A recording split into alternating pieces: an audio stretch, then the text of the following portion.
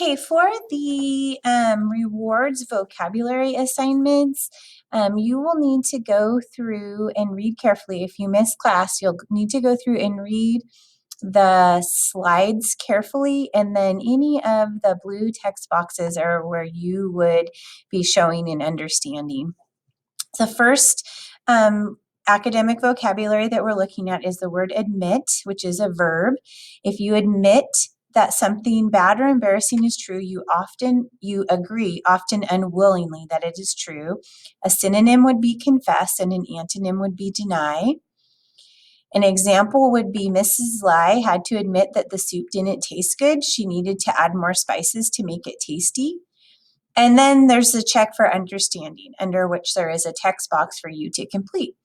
It says, what was Camilla afraid to admit to her mother?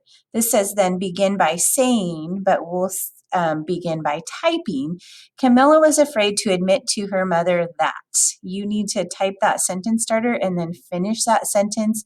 And again, this is a check for understanding. So whatever you write there should show that you understand the word admit.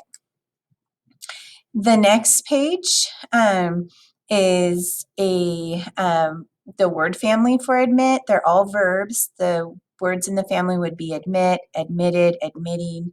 A sample passage using all of those. During the trial, the defendant decided to admit that he had stolen the car. He admitted the crime to the judge. After admitting his crime, the defendant was sentenced to jail to less time in jail.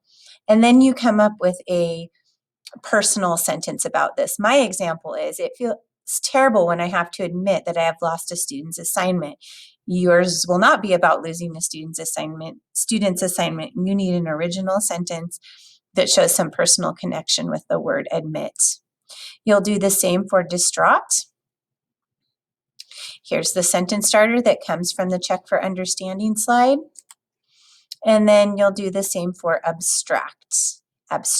And here's the check for understanding and the sentence starter.